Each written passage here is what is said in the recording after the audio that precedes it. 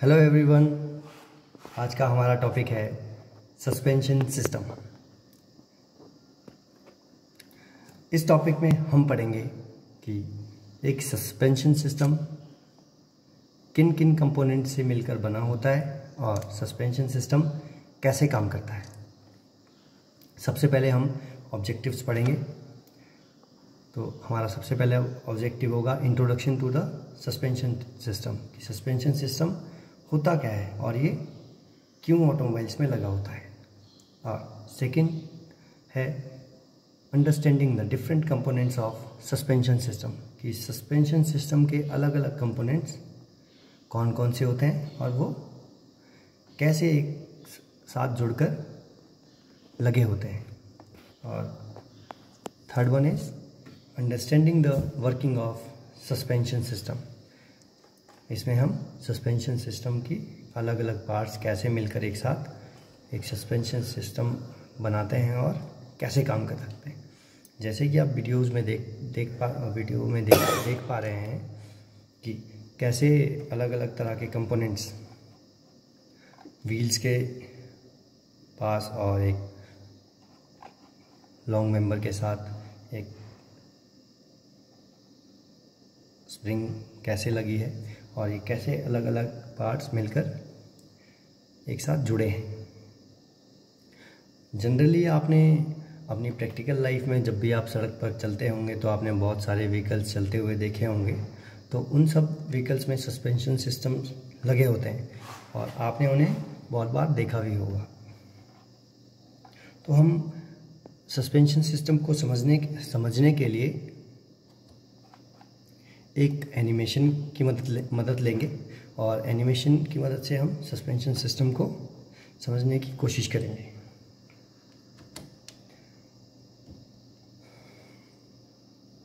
सबसे पहले है कंटेंट्स। सस्पेंशन सिस्टम के फंक्शंस और सस्पेंशन सिस्टम कंपोनेंट्स। सबसे पहला है स्टीयरिंग नक्कल, control arm, ball joint, suspension springs. Suspension springs की अगर हम बात करें तो हम अलग अलग तरह के स्प्रिंग्स इसमें यूज़ करते हैं, जैसे coil spring, leaf spring, torsion bar, rubber springs और एक है स्वे बार। स्वे बार या हम फिर इसे बोलते हैं एंटी रोल बार या फिर स्टेबलाइजर बार। और last but not the least dampers, और डैम्पर्स को हम दूसरी लैंग्वेज में बोलते हैं शॉक एब्जॉर्बर या फिर हम जो लोकल लैंग्वेज इसके लिए यूज़ होती है उसे बोलते हैं शॉकर्स।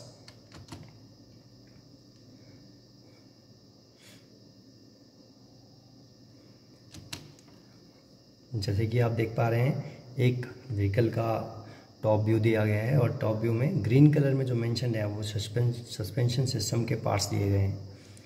इसमें आपको समझाने के लिए रियर एंड पर अगर हम देखें तो रियर एंड पर एक लीफ स्प्रिंग सस्पेंशन सिस्टम दिया गया है और इसके साथ लगा हुआ शॉक एब्जॉर्बर या फिर हम दूसरी भाषा में बताएं तो डैम्पर लगा हुआ है।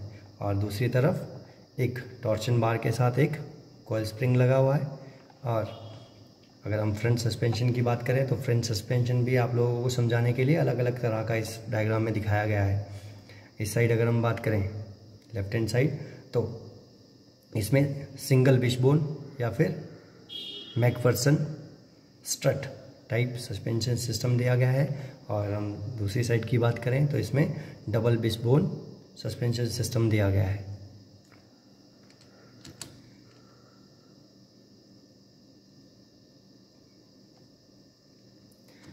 ये हमारे सस्पेंशन सिस्टम, इसे हम डबल विशबोन सस्पेंशन सिस्टम भी कहते हैं। और इसमें हम देखेंगे कि किस तरह से अलग अलग तरह के लिंक्स हम सस्पेंशन सिस्टम में यूज़ करते हैं। बेसिकली एक मूवेबल लिंक होता है जिसकी मदद से हमारा व्हीकल मूव करते समय स्टीयर हो सकता है, रोड के बम्प्स एंड शॉक्स को एब्जॉर्व करता है और हमारे रोड जो व्हील्स होते हैं और टायर होते हैं उनकी ग्रिप को रोड के साथ बना के रखता है।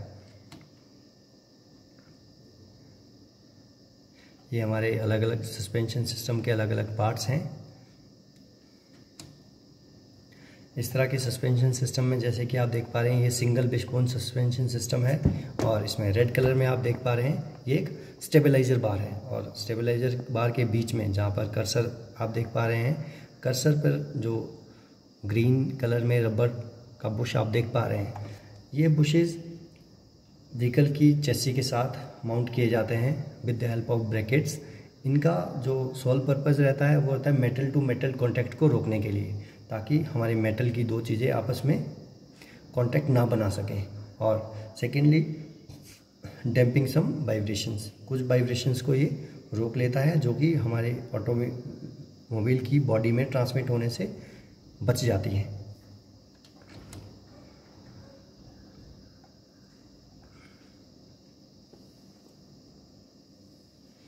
ये आप देख पा रहे हैं अलग अलग तरह के सस्पेंशन सिस्टम्स और अब पार्ट्स। आपने प्रैक्टिकली भी कुछ व्हीकल्स में ये देखे होंगे, तो आपको कोरिलेट करना पड़ेगा। जो आप पढ़ोगे आपको ये कोरिलेट करना पड़ेगा अपनी प्रैक्टिकल नॉलेज के साथ। अगर आपने प्रैक्टिकली देखा भी नहीं है तो मैं ये नहीं कहूँगा कि चलती हुई गाड़ी के नीचे आप देखो, पर आपको ये कहीं रोड साइड पर या आपके घर पे कोई अपना व्हीकल है तो आपको उसे इंस्पेक्ट करना है, उसकी अंडर बॉडी को इंस्पेक्ट करना है विद प्रॉपर सेफ्टी।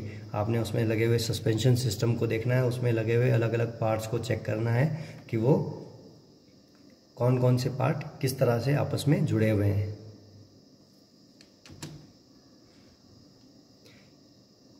ये आप देख पा रहे हैं जैसे कि चलते हुए गाड़ी में सस्पेंशन सिस्टम कैसे काम करता है, कैसे स्प्रिंग्स कॉयल होने के बाद रिकॉयल होती हैं। इसके बाद हम पढ़ेंगे फंक्शंस ऑफ सस्पेंशन सिस्टम कि सस्पेंशन सिस्टम कैसे काम करता है। सबसे पहला फंक्शन है हमारा सस्पेंशन सिस्टम का टू प्रोवाइड स्मूथ राइड। जैसे कि आपने देखा होगा कि हमारे जो रोड्स हैं उनमें काफ़ी सारे बम्प्स या फिर पाथ होल्स होते हैं, गड्ढे होते हैं और कुछ जगह पर जिगजैग रोड्स या आपने देखा होगा स्पीड ब्रेकर्स लगे होते हैं। तो हमारी रोड्स की कंडीशन के हिसाब से हम सस्पेंशन सिस्टम को चूज़ करते हैं और सस्पेंशन सिस्टम का काम होता है कि ये जो ह्यूमन या फिर जो पैसेंजर्स हैं या हमारे गुड्स हैं उनको एक स्मूथ राइड मिल सके।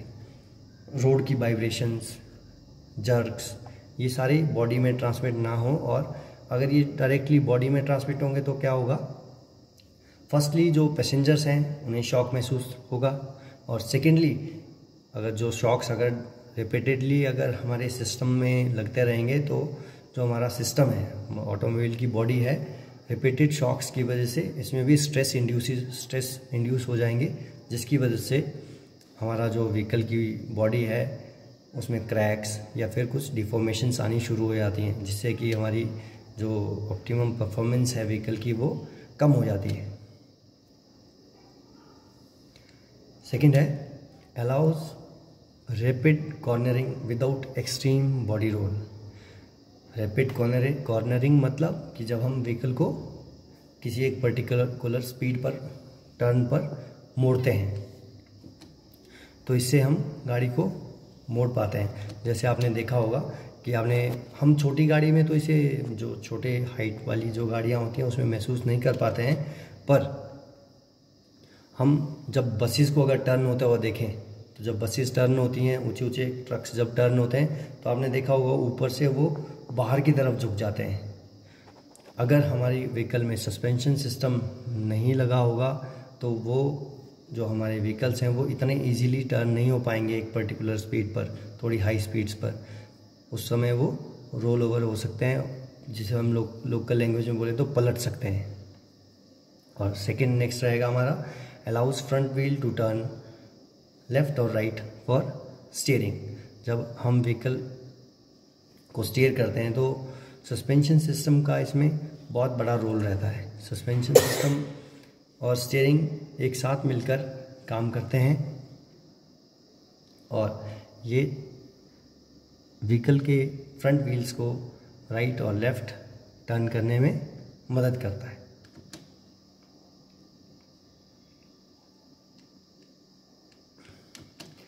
नेक्स्ट वन है isolate the body from road shocks and vibrations.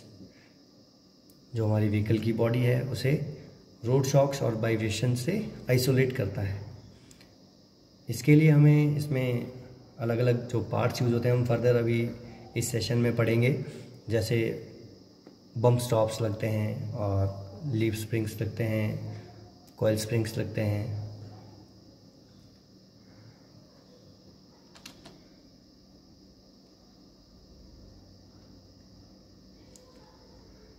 Next है prevents excessive body squat tilting down at rear when accelerating और हेवीली लोडेड। जैसे आपने देखा होगा रेसिंग कार्स जब आगे की तरफ सडनली मूव करती हैं तो उसका जो रेयर पोर्शन आता है वो एक बार टिल्ट होता है, या फिर और कोई हैवी लोड में जैसे हम देखते हैं ट्रक्स जब एक बार मूव करना शुरू करते हैं, अगर आप उसको प्रैक्टिकली नोटिस करेंगे तो वो आगे से थोड़ा ऊपर उठते हैं और रियर पोर्शन उसका थोड़ा नीचे की तरफ पुश होता है। वो सस्पेंशन सिस्टम लगने के बाद भी थोड़ा पुश होता है, पर अगर हमारा सस्पेंशन सिस्टम उसमें नहीं लगा होगा तो जो ये शॉक है ये थोड़ा बढ़ जाता है, जिससे कि हमारा व्हीकल की ड्राइविंग कंडीशंस में इफ़ेक्ट पड़ता है।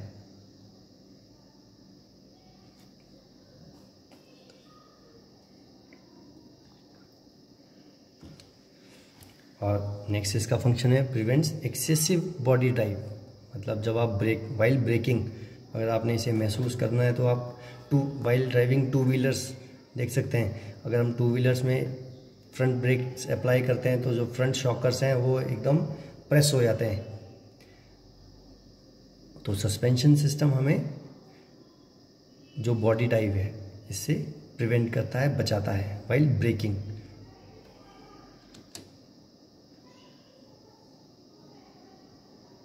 इसके बाद हम पढ़ेंगे components of the suspension system. इसके लिए हम एक फ्लो चार्ट की मदद लेंगे और इसमें हम सस्पेंशन सिस्टम के कंपोनेंट्स को पढ़ेंगे। तो सबसे पहले जो हमारा कंपोनेंट है वो है स्टीयरिंग नक्कल, second one is control arm, third one is ball joint, next is suspension springs, next is स्वे बार और स्टेबलाइजर बार, और लास्ट वन इज डैम्पर। अब हम इनको एक कुछ पिक्चर्स की मदद से इनको देखने की कोशिश करेंगे, समझने की कोशिश करेंगे, और आपने भी इसको अपनी नॉलेज के साथ कोरिलेट करना है कि आपने कौन से पार्ट्स को देखा है, कौन से पार्ट को नहीं देखा। और आपने कोशिश करनी है कि जब आप प्रैक्टिकली किसी व्हीकल को देखें तो आपने इन पार्ट्स को ट्रेस करने की कोशिश करनी है और इनके नाम्स को रिलेट करना है कि मैंने इनके नेम्स को आपने रिलेट करना है और देखना है कि मैंने कौन से पार्ट को पढ़ा है और देखा है और उसकी प्रैक्टिकल एप्लीकेशंस किस काम आती है।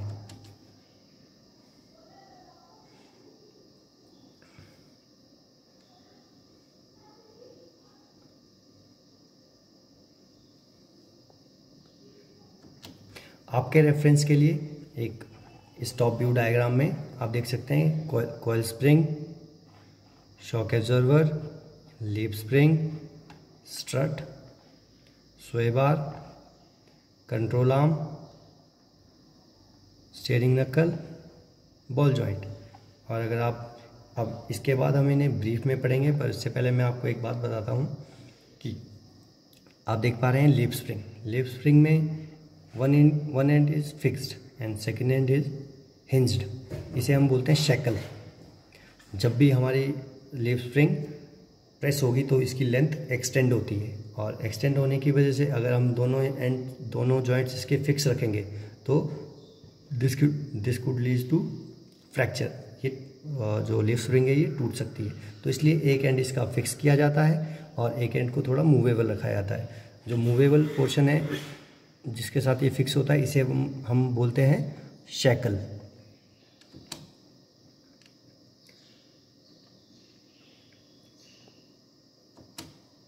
अब हम कुछ अलग अलग पार्ट्स देखेंगे, जैसे coil spring, leaf spring, torsion बार।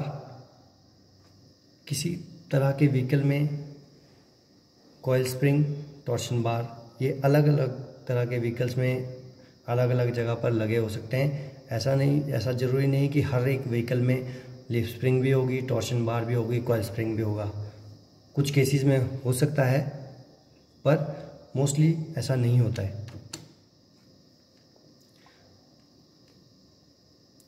यह है बम्प स्टॉप्स। बम्प स्टॉप्स की एप्लीकेशन उस जगह पर होती है जहाँ पर मेटल टू मेटल कांटेक्ट को रोकना होता है। जैसे हमारी स्टेबलाइज़र बार है, स्टेबलाइज़र बार का चेसी के साथ कनेक्शन को रोकने के लिए, चेसी के साथ डायरेक्ट कांटेक्ट रोकने के लिए हमें बीच में बम्प स्टॉप्स या फिर रबर बुशेस लगाने पड़ते हैं। There are different type of shock absorbers with coil spring, with strut। अब हम देखेंगे स्टीयरिंग नक्कल। स्टीयरिंग नक्कल जिसके साथ सस्पेंशन सिस्टम और स्टीयरिंग सिस्टम आपस में कनेक्ट होते हैं। ये एंड हमारा, इसमें हमारा स्टीयरिंग सिस्टम से जो टाई रॉड आती है वो जुड़ी होती है, और इस वाले एंड पर हमारा सस्पेंशन सिस्टम का जो स्ट्रट होता है वो जुड़ा होता है, और सेंटर पर इस पर स्टब एक्सल लगेगा। इसे बोलते हैं हम स्टब एक्सल।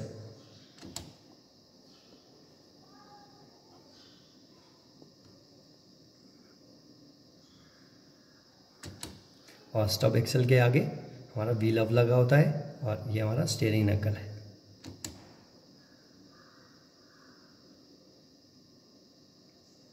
ये व्हील हब असेंबली है। Tie rod mounting, lower ball joint and suspension mounting, lower arm, brake caliper mounting, suspension mounting, upper arm और स्ट्रट माउंट। ये जरूरी नहीं कि हर एक सस्पेंशन सिस्टम में अपर आर्म और लोअर आर्म लगी हो। कुछ सिस्टम्स में लोअर आर्म होती है और ऊपर से स्ट्रट लगा होता है, या फिर कुछ सिस्टम्स में अपर आर्म और लोअर आर्म दोनों लगी होती है। और बॉल बेरिंग लोकेशन और स्टब होल जिस पर हमारा स्टब एक्सल माउंट होता है। हम देखेंगे control arm.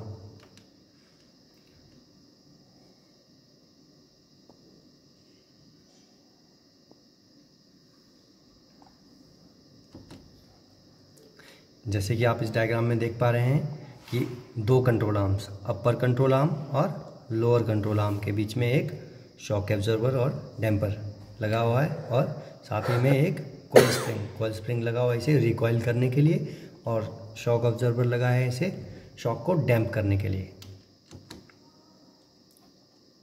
Upper control arm, lower control arm, steering नक्कल। जैसे कि आप इसमें देख पा रहे हैं स्टीयरिंग नक्कल के साथ अपर कंट्रोल आर्म और लोअर कंट्रोल आर्म किस तरह से जुड़ी होती है। और स्टीयरिंग नक्कल के आगे जो स्टब एक्सल है इसमें हम व्हील हब असेंबली लगाएंगे। आपने अपने दिमाग में एक इमेजिनेशन करना है, सोचना है कि कौन सा पार्ट कैसे असेंबल होगा। जैसे कि आप यहाँ देख पा रहे हैं स्टीयरिंग नक्कल के आगे व्हील हब के ऊपर व्हील माउंट हुआ है, और व्हील के ऊपर टायर माउंट हुआ है। और आप इस तरफ से देख पा रहे हैं एक लोअर आर्म और स्ट्रट लगा हुआ है। स्टीयरिंग नक्कल, lower control arm, strut. Next है बॉल जॉइंट।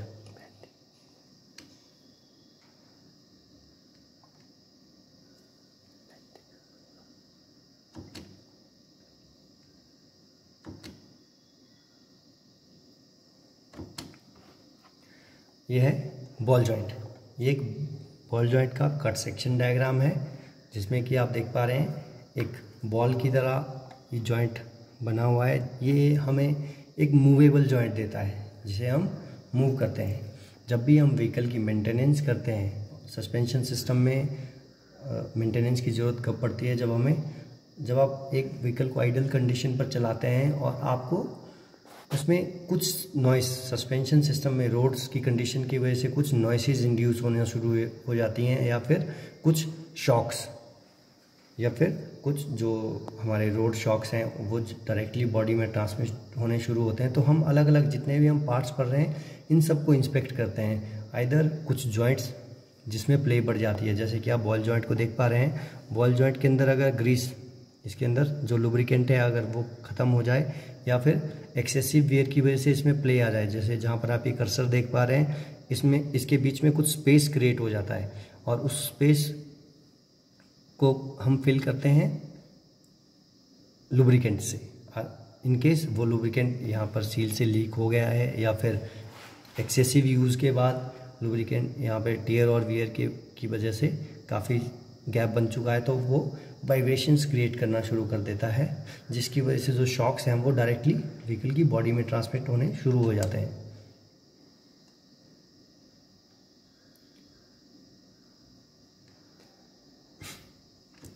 अब आप देख पा रहे हैं कि एक बॉल जॉइंट कैसे कंट्रोल आर्म के साथ जुड़ा होता है, either it be lower control arm और अपर कंट्रोल आर्म। और बम्प स्टॉप्स जो रबर के बुशेस कंट्रोल आर्म के साथ लगे हैं, और एक बॉल जॉइंट जो कंट्रोल आर्म के फ्रंट एंड पर लगा है। While maintenance, in suspension system की मेंटेनेंस के समय हमें ये रबर बुशेस, इनके बीच की प्ले और इनका वियर और टियर, मतलब इनकी कंडीशन चेक करनी पड़ती है कि ये कैसे कटे हैं, सॉरी घिस गए हैं या फिर इनके बीच में प्ले आ गई है। तो उस केस में ये रबर बुशेस को हम चेंज करते हैं। इसे एक प्रेस की मदद से कंट्रोल आर्म के जो होल्स होते हैं इनमें इंसर्ट किया जाता है और उस केस में इसे उस तरह से चेंज किया जाता है।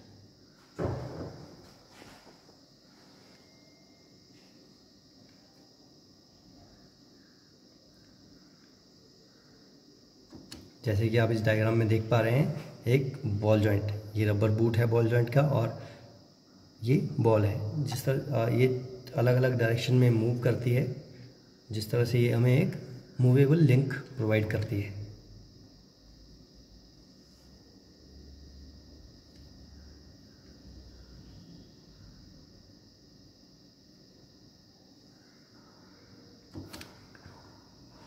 इस डायग्राम में आप देख पा रहे हैं एक short long arm front suspension system, इसे या फिर हमें इसे बोलते हैं डबल विशबोन सस्पेंशन सिस्टम, और इसे हम बोलते हैं सिंगल विशबोन सस्पेंशन सिस्टम। अब हम बात करेंगे सस्पेंशन स्प्रिंग्स की। कौन कौन से अलग अलग तरह के स्प्रिंग्स हम सस्पेंशन सिस्टम में यूज़ करते हैं, जैसे कॉइल स्प्रिंग, लिप स्प्रिंग और torsion bar. Suspension springs, coil spring, leaf spring, torsion bar और रबर स्प्रिंग्स। यह है coil spring, leaf spring, torsion bar और रबर स्प्रिंग, या फिर इसे बोलते हैं हम रबर बेलोज। कॉइल स्प्रिंग ये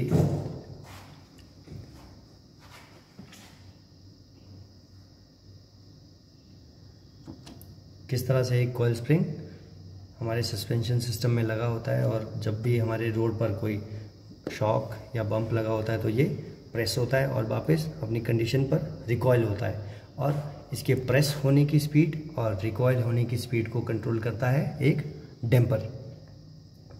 तो एक डैम्पर हमारी सस्पेंशन सिस्टम में काफ़ी ज़्यादा इम्पोर्टेंस रखता है। हमें वाइल मेंटेनेंस हमें ध्यान रखना पड़ता है कि हमारा डैम्पर प्रॉपरली काम कर रहा हो। बेसिकली डैम्पर हमारे इम्पैक्ट का टाइम बढ़ाता है, जिससे हमारा जो शॉक है वो रिलीव हो जाता है और कुछ एनर्जी उसकी एब्जॉर्ब हो जाती है। तो डैम्पर की जब हम मेंटेनेंस करते हैं तो हमें डैम्पर को कॉइल स्प्रिंग से अलग करके इसे अपर एंड से एक बार होल्ड कर रिलीज़ कर देते हैं कि ये नीचे आने में पूरा कितना टाइम लगाता है।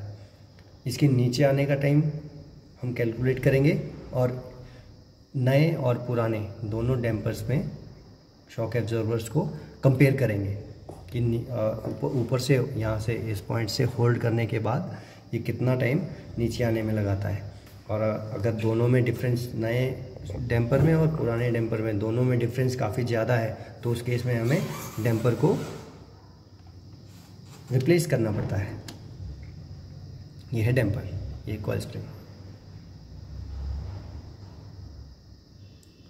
जैसे कि आप देख रहे हैं कॉइल स्प्रिंग के साथ रबर स्प्रिंग भी लगा है, और आप ये इसकी रबर की सीट देख पा रहे हैं यहाँ पर।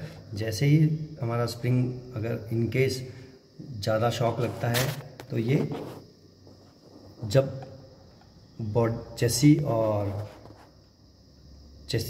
और सस्पेंशन सिस्टम आपस में कांटेक्ट बनाएंगे तो मेटल टू मेटल कांटेक्ट रोकने के लिए यहाँ पर एक रबर स्प्रिंग या फिर बम्प स्टॉप दिया गया है। यहाँ पर भी आप देख पा रहे हैं, और इसके आप कर्सर पर ध्यान दीजिए, यहाँ पर भी आप इसमें बम्प स्टॉप देख पा रहे हैं।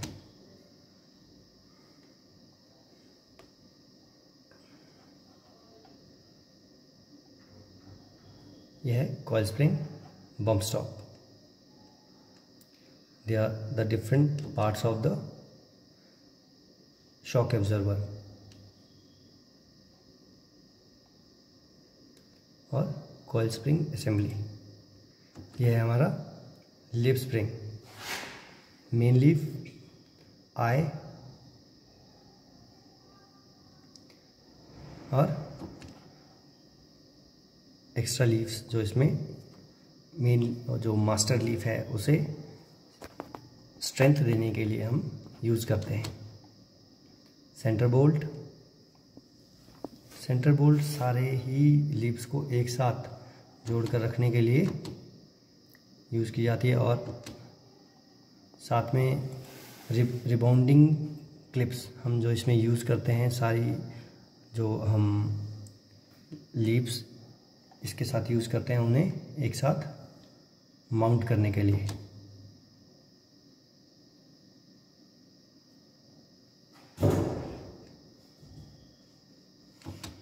ये रिबाउंडिंग क्लिप्स, और आप जैसे कि आप यहाँ देख रहे हैं, यहाँ भी एक रबर बुश यूज़ किया गया है। इसका पर्पस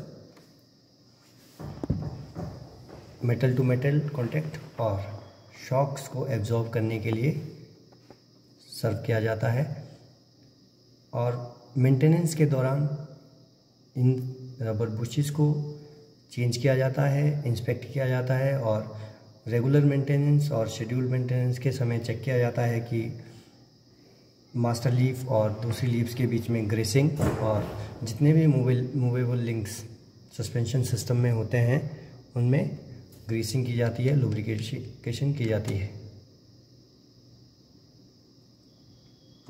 जैसे कि आप देख पा रहे हैं, ये एक प्रैक्टिकल इमेज है सस्पेंशन सिस्टम की, कैसे रिबाउंडिंग क्लिप्स की मदद से हम अलग अलग लीव्स को एक साथ जोड़ के रखते हैं।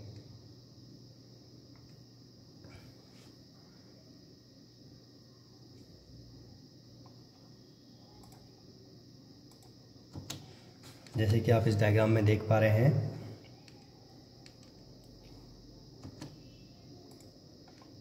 कैसे अलग अलग पार्ट्स मिलकर एक सस्पेंशन सिस्टम को बनाते हैं। लीफ स्प्रिंग के साथ, जैसे कि मैंने पहले आपको बताया, शेकल एक बहुत ही इम्पोर्टेंट पार्ट है, और shock absorbers, rebounding clips, hanger. तो ये था हमारा एक सस्पेंशन सिस्टम। सस्पेंशन सिस्टम की मेंटेनेंस और रखरखाव बहुत ही ज़रूरी है, जिससे कि हमारे व्हीकल्स को एक स्मूथ राइड मिल सके और हमारा व्हीकल अच्छे से काम कर सके और उसकी लाइफ अच्छी बनी रहे।